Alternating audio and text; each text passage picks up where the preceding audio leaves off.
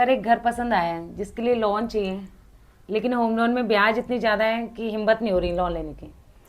अगर मैं तुम्हें ऐसा होम लोन दिलाऊं जिसमें इंटरेस्ट 0% हो और प्रिंसिपल भी आपको कम पे करना पड़े तो कैसा रहेगा? बिना ब्याज के कैसे?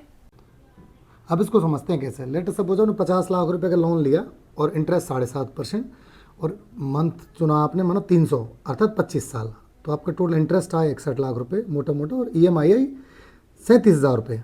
EMI आपने 37,000 दिया, इसका 10% 3,700 रुपये। मैं इसको मोटा मोटा 4,000 मान लेता हूँ। आप इसको भी एक तरह से यूँ मान लेते हैं कि ये भी मेरी होम लोन की EMI है और ये जो एक्स्ट्रा 4,000 रुपये जो कि EMI का 10% इसको आप SIP में डाल देते हैं। तो क्या जादू होता है, टाइम वही 25 साल, वो दिखाता हूँ आपको कैसे। अब आपने वो 10% के हिसाब से 4,000 रुपये SIP ली, 14% मानो 25 साल वो सेम, और उसको हम कैलकुलेट करते हैं तो मोटा मोटा आपको जो रिटर्न आता है वो 97 लाख रुपीज़ आता है।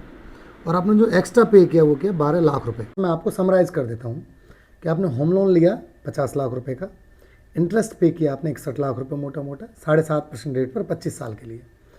अभी मैंने जैसा कि बोला आपको 37,000 आपकी EMI थी, उसका 10% 3,700, जिसको मैंने राउंड फिगर में 4,000 कर दिया। 4,000 की आपने SIP खरीदी, वही 14% के रिटर्न पर और 25 साल के लिए। आपने 4,000 की SIP खरीदी 14% रिटर्न पर 25 साल के लिए। तो इसमें आपने जेब से कितना पैसा खर्च किया फ्रेंड? 4,000 मल्टीप्लाई बाई 300, 25 साल में 300 महीने होते हैं, 12 लाख रुपए एक्स्ट्रा डाला आपने। और रिटर्न जो आपको आया वो आया 97 लाख, 97 लाख रुपीज़ मिनिमम। अब इस 97 लाख रुपए में से आप 12 लाख SIP इंस्टॉलमेंट हटा दीजिए जो आपने एक्स्ट्रा पे करी, 61 लाख रुपए आप अपना ब्याज हटा दीजिए। तब भी आपको मैं टोटल माइनस करूं तो ये आपने जो पेमेंट किया है ब्याज और SIP इंस्टॉलमेंट के रूप में वो 73 लाख रुपए पे किया है, 73 लाख रुपीज़। इसको मैं 97 लाख में से माइनस करूं तो आपको 14 लाख रुपए का फिर भी प्रॉफिट है।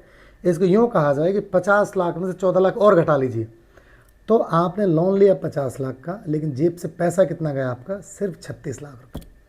तो फ्रेंड्स, अगर आप लोन लेना ही चाहते हैं, आपको पता होम लोन लेना ही है और आप चाहते हैं कि उसमें मोटा पैसा ब्याज में ना जाए, तो this is the best way जिससे आप अपना पैसा बचा सकते हैं।